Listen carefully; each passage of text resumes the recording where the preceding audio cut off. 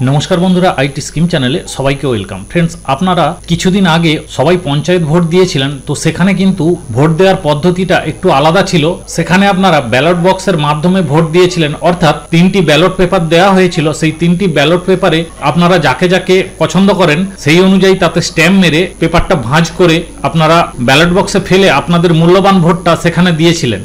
তো এবারে কিন্তু লোকসভা ভোটের সম্পূর্ণ পদ্ধতিটা আলাদা হয়েছে। তো ইলেকশন কমিশন থেকে সেটা বিস্তারিতভাবে জানানো হয়েছে। আজকের ভিডিওর মাধ্যমে আপনাদের পরিষ্কারভাবে জানিয়ে দেব যে আপনারা ভোটার কেন্দ্রে গিয়ে কিভাবে আপনাদের মূল্যবান ভোটটি দেবেন তার সম্পূর্ণ প্রসেস। তো প্রথমে আপনি ভোটার কেন্দ্রে যাবেন। ভোটার কেন্দ্রে গিয়ে প্রথম যে অফিসার রয়েছে ওই অফিসারকে আপনি আপনার ভোটার কার্ড দেবেন এবং তার সাথে যে স্লিপটা আপনি নিয়ে এসেছেন সেই স্লিপটা ওনাকে দেবেন। উনি ভোটার লিস্টের সাথে সেটা মিলিয়ে দেখবেন। এরপর আপনি পরের যে ভোটার অফিসার বা পোলিং অফিসার রয়েছে তার কাছে যাবেন। তিনি আপনার আঙুলে একটি কালি লাগিয়ে দেবে এবং আপনার স্লিপটা উনি একবার চেক করবেন। তো তারপরে কিন্তু 3 নম্বর ব্যক্তি বা 3 নম্বর পোলিং অফিসার রয়েছে তার কাছে যাবেন, আপনার ভোটার স্লিপটা দেবেন। তার কাছে ভোটার স্লিপটা দেওয়ার পর তেনার কাছে কিন্তু একটি মেশিন রাখা আছে, তিনি আপনার ভোটার স্লিপটা ভেরিফাই করে চেক করবেন ফাইনাল ভাবে এবং তিনি ওই মেশিনে একটি সুইচ দেবেন। তবে কিন্তু আপনি আপনার মূল্যবান ভোটটা আপনি দিতে পারবেন। উনি এটাও চেক করবেন যে আপনার হাতে কালি রয়েছে কিনা। এরপর উনি সুইচটা দেওয়ার পর আপনি চলে যাবেন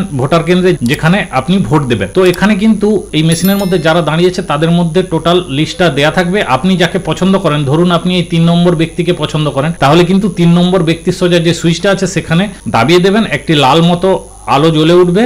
এরপর সাইডে রাখা একটি মেশিন থাকবে, সাইডে রাখা এই মেশিনের ডিসপ্লেতে আপনি দেখতে পাবেন আপনি আপনার ভোটটা কাকে দিয়েছেন। তো এরপর কিন্তু ওই যে স্লিপটা ওই বাক্সের মধ্যে চলে গেল, অর্থাৎ আপনি যাকে ভোট দিয়েছেন আপনার ভোটটা সম্পূর্ণ হয়েছে। এরপর আপনি সোজাসুজি চলে আসবেন এবং এক্সিট গেট দিয়ে বেরিয়ে যাবেন। এইভাবে কিন্তু আপনারা এই 2024-এর লোকসভা ভোট দিতে পারবেন। তো ফ্রেন্ডস আজকের ভিডিও এই পর্যন্ত ছিল। যারা ভোট দিতে যাবেন ভিডিওটা বন্ধু বান্ধবদের মধ্যে শেয়ার করে সবাইকে জানিয়ে দেবেন। সবাই ভালো থাকবেন, সুস্থ থাকবেন।